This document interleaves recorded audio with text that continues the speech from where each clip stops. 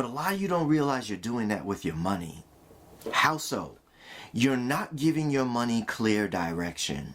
You're confusing it. And here's the bottom line. Confused money don't make no money. That's right. Let me say that again. Confused money don't make no money, man. How are we confusing our money? Well,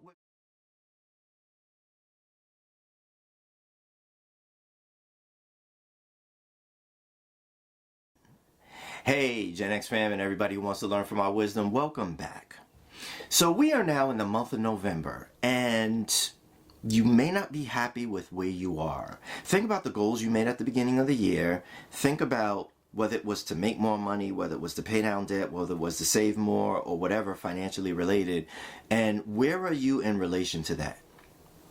Could it be that you're not where you are because there's a level of confusion in your life? Let me show you what I mean by that. Most of you out there have 9-to-5s, or you've worked one before you became a solopreneur or a business owner or whatever. And you lived in this reality, this life. Your boss would come in and tell you to do one thing, and it's like, cool, I'm gonna get on that. Then he pokes his head in the door a few minutes later, an hour later, a few days later. Hey, I'm gonna need you to stop doing that because we need to do this. And you're like, well, if I do that, then I'm not gonna get this done. Yeah, I understand, but I need you to do this right now. Or you work for a company that had this big meeting and they said, well, this is our goals right now. This is what we're gonna do, and this is what we're gonna deliver to you. And then a few months later, they change up the game and they're like, well, no, that's not really working for us right now. We're going to switch up your compensation plan, or we're going to take this away from you, and we need you to do more of this right now because that's our goal. I know it's not particularly your goal, but it's our goal. And after a few times of doing this, you just get so disgusted. You start talking with your workmates. These fools don't know where they're going. I don't even want to do this anymore. Your productivity plummets, and you just give up. You know how that feels. But a lot of you don't realize you're doing that with your money. How so? You're not giving your money clear direction. You're confusing it. And here's the bottom line. Confused money don't make no money. That's right. Let me say that again. Confused money don't make no money, man. How are we confusing our money? Well, we're creating clutter around it, and that leads to confusion. Brings me back to my roots as a professional organizer when I used to help people declutter their lives in 4 areas, and that was time, paper, space, and money.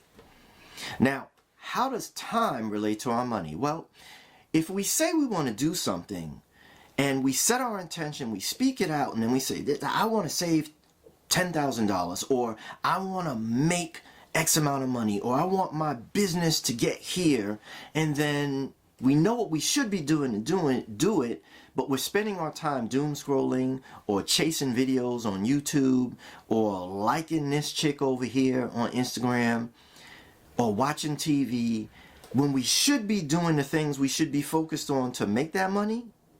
Then we're confusing our money. Our money's like, wait, what? I thought we would do. Oh, okay. All right. Next, let's talk about paper. Paper's coming in the form of mail, and a lot of people collect it. I've done this. We may be afraid to open the mail because it's bad news, but that pile of paper builds up.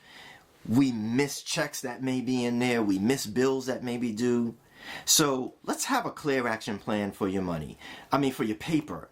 When I was teaching that, I told people to do one of 2 things. Decide whether this was something that was junk that needed to be thrown away immediately, whether it was something you needed to take action on, or whether it was something you needed to file away for a future date to take action on.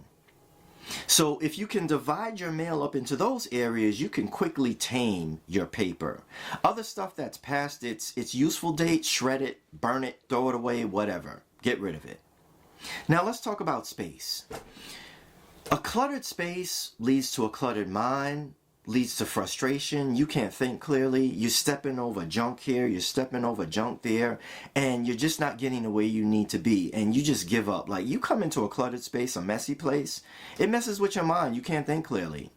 But if you organize your space and you get it in the right way, you'll find that your work area or your home, your living area, when it's organized and clean, you think more clearly and you have more peace of mind. And I've seen that 1,000 times with clients that I've helped. So what do you do with that? Okay. You organize what you have into 4 things. It's the things you're going to keep, i.e. the things you actually use, the things you can sell to make some cash because you don't need it anymore, but you can make money off of it, the things you want to donate to a worthy cause because someone else could find use for it, and the things you just can throw away because they're just useless to you and anyone else, and you just need to get rid of it. Stop being a hoarder. Get rid of it. If you can organize your life in those 3 areas, now we come to our money. Our money has no impediments around it, but now we got to deal with our money. Are we telling our money we want to do this month, but in the middle of the month we're tapping our money on the shoulder and we be like, yeah, I know I want to save this, but these Jordans just dropped. Or my friend just called me up, told me that YOLO, they're going on a trip. I think I need to spend money on that. And your money's like, wait, what? I thought we were doing this. And that's why we don't meet our goals. So have a plan for your money at the beginning of every month, because if you don't have a where for your money to go, it's going to disappear down a black hole. Let me repeat that. If you don't have a where for your money to go every month, it's going to disappear down a black hole. So have an intentional spending plan for your money, and when you have your life organized in those 4 areas, you'll find you'll reach your goals a lot faster. Now I'm going to speak on that a lot more in greater detail this week, but that's what I have for you today. Take that, please put it into practice, and I'll have some more gems as to how you can apply that later on this week. All right, guys, have a great day. Have a fantastic week. Remember, be your own money hero because no one's coming to save you. I'll see you guys soon.